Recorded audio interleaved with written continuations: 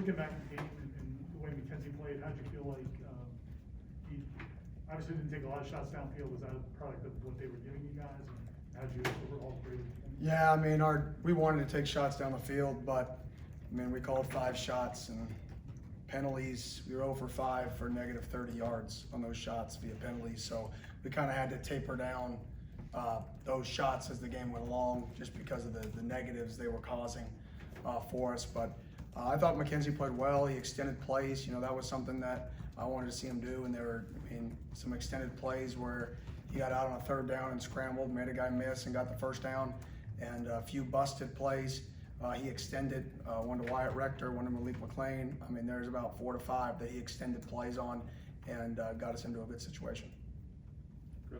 With the running back rotation, I know we've talked in the past about how you intend to have a rotation, but is there times where it complicates it because you have a hot hand and you switch away? No, I mean, a lot of running back success is a combination of, you know, are you in when there's a hole, and the combination of that with how you're feeling. But we have 4 really good backs. One was just getting back, but we have 3 guys. I mean, LT led, I believe all rookies in yards per carry last year. So I have no regret having LT on the field in any way, shape, or form. Did he not have as much success last week as he had in prior weeks? Correct. But that doesn't mean you can't put a kid on the field, because he shows the ability to make explosive plays.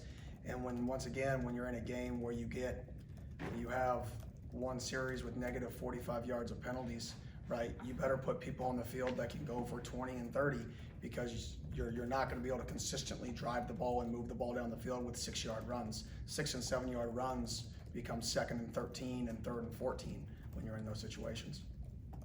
Brendan.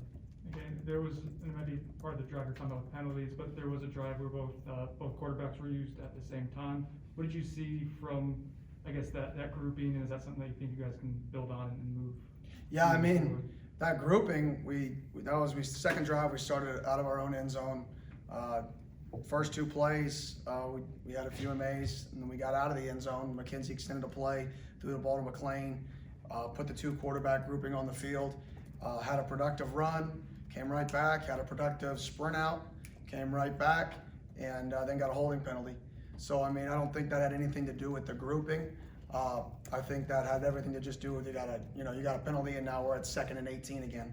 You know, instead of being in a situation where we're in a short yardage situation in which we can maybe take a shot on a 2nd and 2, we're now in a 2nd and, I believe it was 18, 2nd and 17 on our own end of on our own side of the field, inside the 20.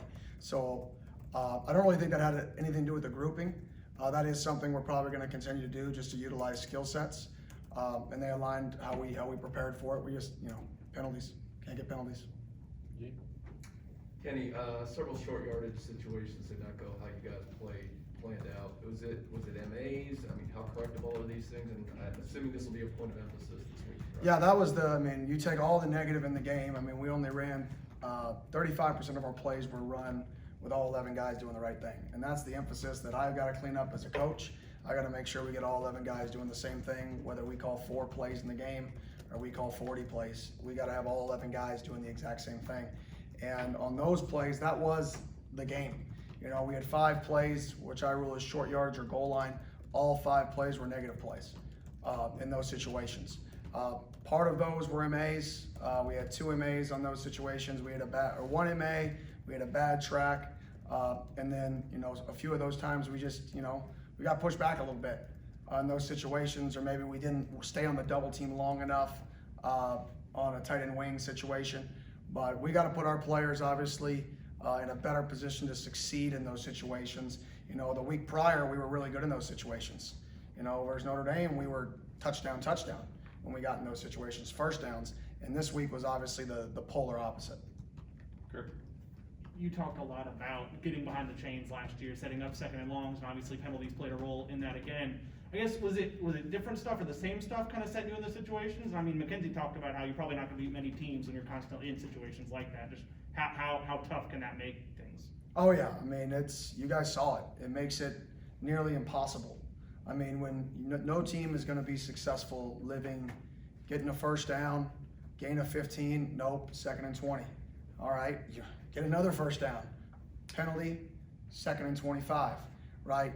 Throw 5 hitches, move the ball down the field, cover a guy up. Instead of 2nd and 2, right? 2nd and 15, right? Those types of things, it goes back to you either got to be explosive or efficient. And when you're 0 for 5 with shots for 3, with 2 penalties for minus 30 yards, and you combine that with not being able to sustain drives because we weren't efficient enough, whether that was MA wise or whether that was penalty wise, you know, you're putting yourself in a situation that's nearly impossible to be successful. Hey, Coach, a couple times you used multiple tight ends, 2, 3, I think even 4 on that one play on the goal line. What does that give you guys when you just have the versatility of those tight ends? You can use them in just different ways. Yeah, I mean, it's if you followed us the last 4 to 5 years, that's something that we've always been really good at. We've been really good at low red zone running game, right? Just like week 1, we called it, score with Trayshawn Ward there at the end of the game, right? That's been a big strength of ours, is to get into those wildcat packages on those short yardage situations. Some people like to line up under center and hand the ball to the back. And our theory is, you line up in wildcat, you just skip a step. Either you're going to take a snap and bring it back to a guy at 5 yards, 6 yards, or you're just going to snap it to a dude at 5 yards. Well, we remove a hat in the wildcat package, and we essentially get the ball to the back at the same time. So that's just something we've always done. That's something we're going to continue to do. That's something that we believe in with those heavy tight ends and those wildcat packages on short yardages. In the practices we've been at, I'm not sure I've seen Keyshawn drop, 2 passes, maybe total. When receivers are not making plays, does that become contagious the negative way, the way it can be the positive way? It seems that you guys had some opportunities to make plays in the goal line, and then even getting close in the red zone, receivers and tight ends not making those catches. Yeah, I think that's just part of, we talked about it as an offense, right? We can't let things weigh on us, right? When it rains, it pours, and that's the mantra right now is, when it rains, it pours. We get 1 penalty, all of a sudden we have 3 more on the same drive. We cover a guy up, and then we covered him up 2 plays later. Same exact play. 1 play we lined up correctly, called the exact same play again.